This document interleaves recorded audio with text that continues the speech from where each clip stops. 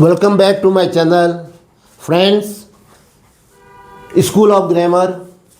Today we move to direct and indirect narration. The sentences are from exclamatory sentences.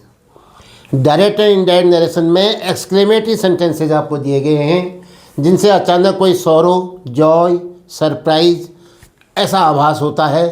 और कुछ शब्द होते हैं जैसे अलास, आ, हा, ये हमको सौरव व्यक्त करते हैं। ऐसी जॉय के लिए आपने देखा ब्रेवो, वेल डन, हुर्रा, हा, ये आपको प्रसन्नता देते हैं। और सरप्राइज के लिए भी आपने देखा होगा व्हाट, हाउ, और इसी ढंग से ओ, हा, हाउ ऐसे शब्द यूज करते हैं। तो हमें अनुमान आ जाता है कि इस वाक्य से दुख हो रहा है, जॉय हो रहा है या सरप्राइज हो रहा है। तो ऐसे सेंटेंसेस को आज हम डायरेक्ट स्पीच से इनडायरेक्ट स्पीच में चेंज करेंगे। चलिए आज हम चलते हैं exercise number 4, change into indirect speech. Sentence number 1, how cruel of you to kill me while I am unarmed. जब मैं निहत्था हूँ, मेरे हाथ में कोई हथियार नहीं है। हाउ क्रूअल ऑफ यू, आप कितने निर्दयी हो। टू किल मी, मुझे मारने के लिए, तब जब मेरे पास कोई भी हथियार नहीं है। आई एम अनआर्म्ड। किसने कहा था ये? सैड दिया नहीं है यहाँ पर, सैड अभिमन्यु। याद है आपको? अभिमन्यु ने कहा था महाभारत की लड़ाई में। तो अब इसका आपने क्या कहोगे? Abhimanyu exclaimed with surprise. कहा ना हाउ, कितने ज़्यादा, ज़रूरत से ज़्यादा। तो क्या कहोगे, कैसे बनाओगे? अभिमन्यु, इसको पहले ले लोगे, रिपोर्टिंग स्पीच को, शेड अभिमन्यु को पहले ले लोगे। अभिमन्यु एक्सक्लेम्ड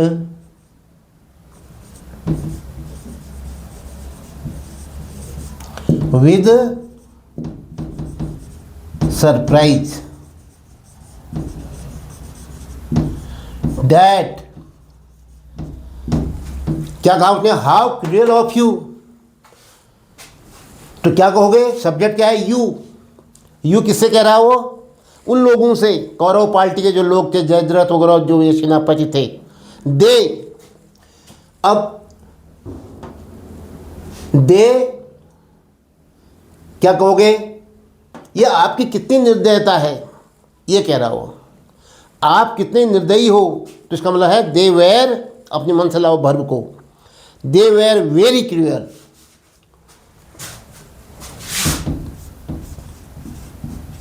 दे वेर, आपको के साथ वेर तो था ही नहीं, आप कहाँ से ले आए? सेंटेंस डिमांड कर रहा है। तो they were very cruel, how किस में बदल जाएगा? वेरी में। They were very cruel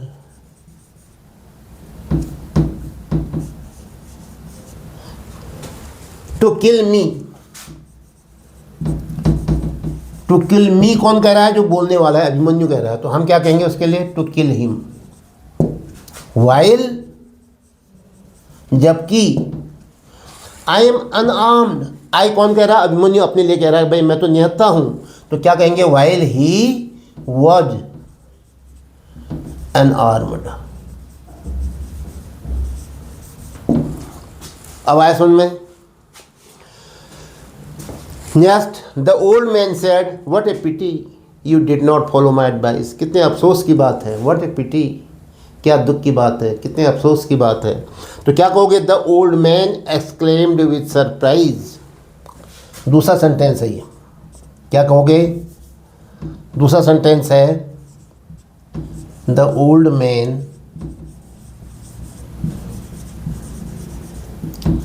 exclaimed with surprise।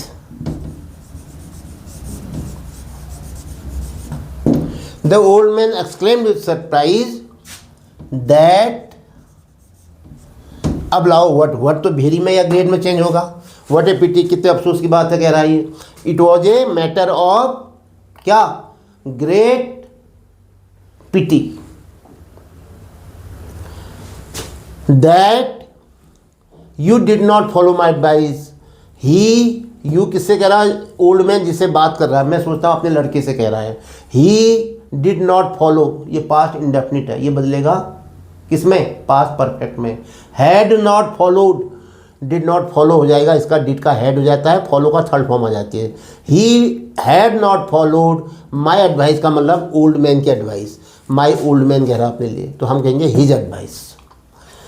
The old man explain with surprise that it was. अब तुम कहोगे इट कहाँ से आ गया? मैंने आपसे कहा था जब हमारा वाक्य की डिमांड है, इट का कोई अर्थ नहीं है यहाँ पर।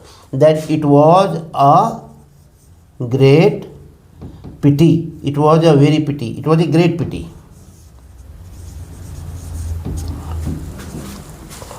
It was a great matter of pity, it was a great pity, it was a great pity. फिर बोलो एज, जैसा कि। एज अपने मन से ला रहा हूं मैं, देख लो। सेंटेंस को एक अर्थ बनाने के लिए, मीनिंगफुल बनाने के लिए। एज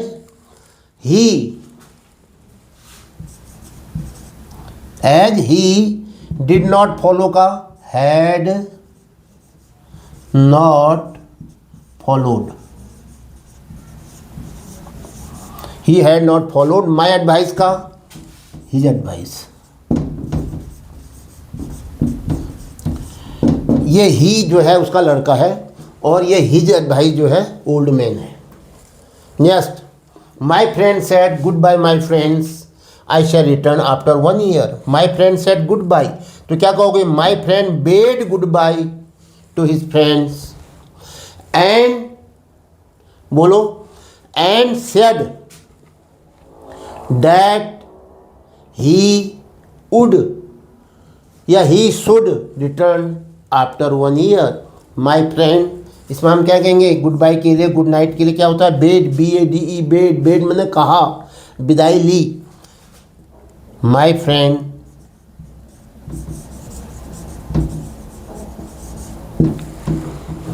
बेड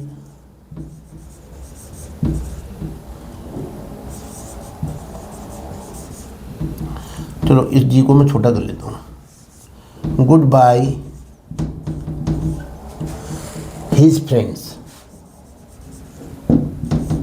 माई फ्रेंड्स का क्या हो जाएगा? His friends.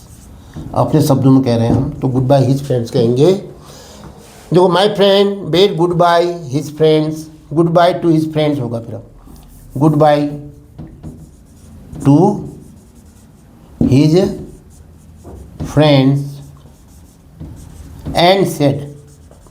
एंड एक्सक्लेम्ड नहीं कहेंगे यहाँ पर हम, एंड सेड और कहा। एंड सेड, बोलो क्या कहा? That, and said that I shall return. I कौन कह रहा है? दोस्त कह रहा है, माई फ्रेंड कह रहा है, तो क्या कहोगे? ही वुड रिटर्न। विल और शैल का वुड कर दिया मैंने। He would return, he would return after 1 year.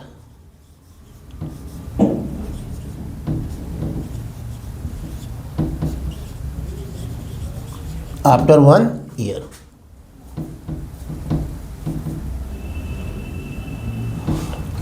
Next, fourth क्या दिया है? फोर्थ में good morning said Manish when did you propose to start.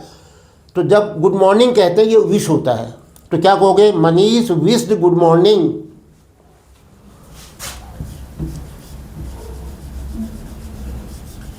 Manish wished good morning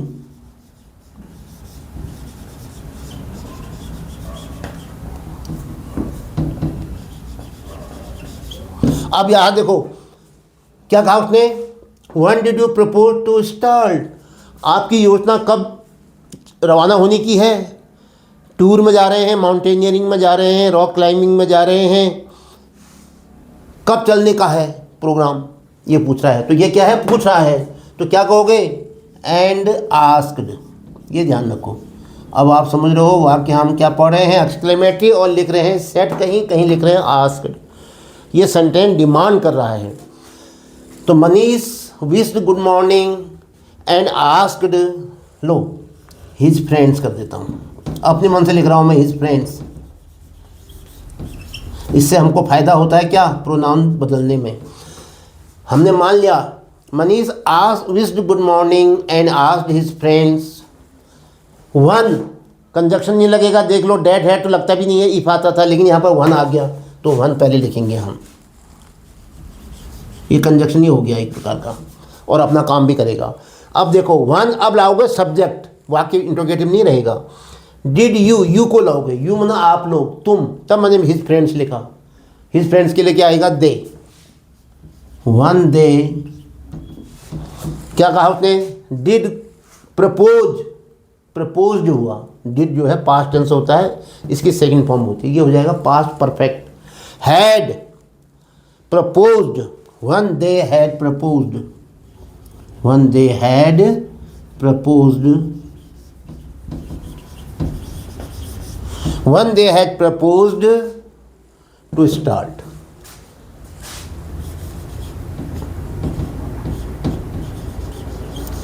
कब जाने का उन्होंने मन बना चुके हैं या कब बना चुके थे। The principal said congratulations Sarita, you have top the district. आपने ज़िले में सबसे अधिक अंक पाए हैं, आपने ज़िला टॉप किया है। द प्रिंसिपल कॉन्ग्रेचुलेटेड सरिता, ये ध्यान दो, कॉन्ग्रेचुलेशंस, बधाई हो आपको।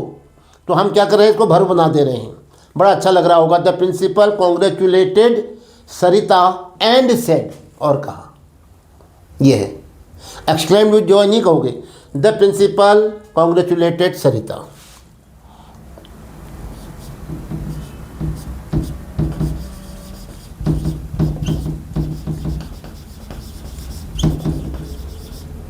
The principal congratulated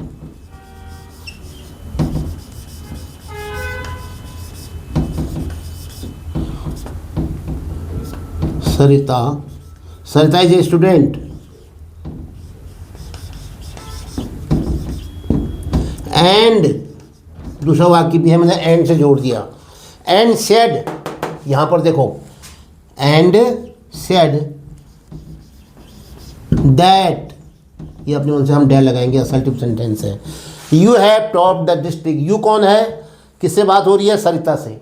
C, you किस में बदल जाएगा, सरिता के लिए, सरिता के लिए प्रोनाउन क्या आएगा, सी। हैव टॉप्ड का क्या आएगा, had topped, that she had topped the district.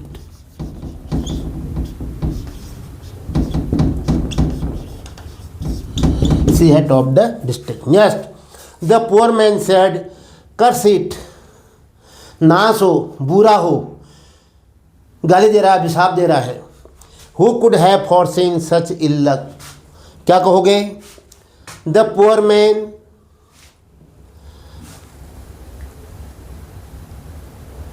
कैसे लिखोगे, कर्स इट कहा उसने, यानी it was a very poor incident, it was a very strange incident, it was not good, ये अच्छा नहीं रहा। तो कैसे कहोगे इसको सिक्स में, the poor man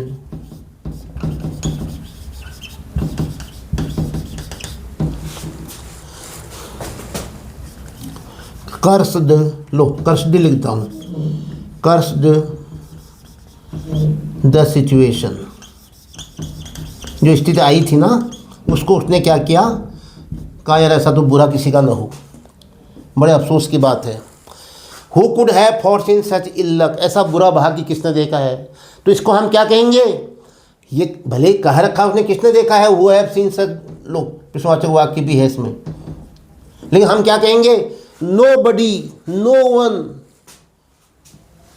one could have foreseen such ill luck. situation and said